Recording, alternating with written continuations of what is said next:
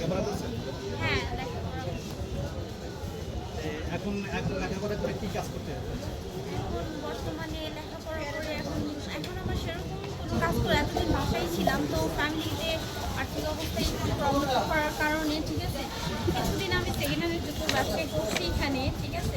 তো বর্তমানে এখন আমি মাল উঠাতে পারতেছি না, তার জন্য এখন অত খুবই স্টপ আছে। মাল ওঠাতে পারতেছেন না, কি টাকা পয়সার সমস্যা? হ্যাঁ হ্যাঁ, যে আপনি ফ্যামিলিতে কে কে আছেন? আমার ফ্যামিলিতে আমার বাবা মা ভাইয়া সবাই আছে। যে ভাই বোন কি বড় না ছোট? না, ভাইয়া আমার বড়, তো ও এক প্রাইভেট কোম্পানিতে জব করে, আমরা বাসা ভাড়া থাকি। ইভেন আমার বাবাটাও অসুস্থ হওয়ার কারণে এর জন্য আমার বাসা থেকে বের হতে হয়েছে। এখন কি কি বলতে চাচ্ছেন বলেন তো দেখি।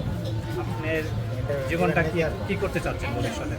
বলতে গেলে এই, ছন্ন দেয়া ছাড়া যাবে। গাছফড়িংয়ের মতোই উঠতে আছি, কিন্তু এখনো বিয়ে শাদী কি দেবো? এগুলোর প্ল্যানিং করতেছি না, কারণ বাবা মা আছে যতদিন, বাবা মা এখন আর্থিক সমস্যায় পড়ছে। এখন আমি যদি এরকম বাবা মার রাইখা অন্য একটা মানে বিয়ে করে সংসার করার চিন্তা ভাবনা করি, সেটা ঠিক হবে না, ঠিক আছে। এর জন্য আমি চাই কিছু একটা করতে আমার ফ্যামিলির জন্য।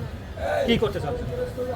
আমি আমার ফ্যামিলির জন্য যে কোনো জব কিংবা কোনো ব্যবসা বিজনেস যে কোনোভাবে একটা চাচ্ছি আমার ফ্যামিলি। হ্যাঁ। এখন হলে আপনি যে এখানে দেখতেছি, এখানে কি করতেছেন? এখানে আমি আসছি ওই যে আমার মাল কেনার কথা ছিল, তো আমি ভাবছি আমার মাল ওনারা নিয়ে আসছে কিংবা কিনছে, এর জন্য এখন আইসা দেখি মাল আনা হয়নি, এর জন্য। আর আপনি দেশের বাড়ি কোথায়? আমার দেশের বাড়ি কুমিল্লা ক্যান্টনমেন্ট। কুমিল্লা ক্যান্টনমেন্ট। লেখাপড়া করতে কত পর্যন্ত? লেখাপড়া করতেছি আমি, এসএসসিও দিতে পারিনি। আপনার বয়স কত হয়েছে? আমার বয়স 20 বছর। অবশ্যই 20 বছর যখন হয়েছেন, অবশ্যই এখন বিয়ে উপযুক্ত হয়ে গেছেন। যে কোনো একটা গার্জিয়ান দেখ আর যাই দেখ, আপনার ভালো মন্দ দেখে আপনি একটা বিয়ে করেন। কি জন্য? বিয়ের সাথে সবাই পবিত্র জিনিস, অবশ্যই বিয়ে করতে হবে। এখন আপনি বলতেছেন আপনার সংসারে অনেক অভাব, কিন্তু অভাব চালাবা, বাবা অসুস্থ, বড় ভাই আছে। আপনার ফ্যামিলিতে কতজন সদস্য? আমার দরকার আছে, আমার দ্বারা আর একটু পরে আমার দোকানে যাই। আপনার ফ্যামিলিতে কতজন সদস্য? আমার ফ্যামিলিতে আমার বাবা মা ভাইয়া আমি ভাইয়ের বউ 6 জন।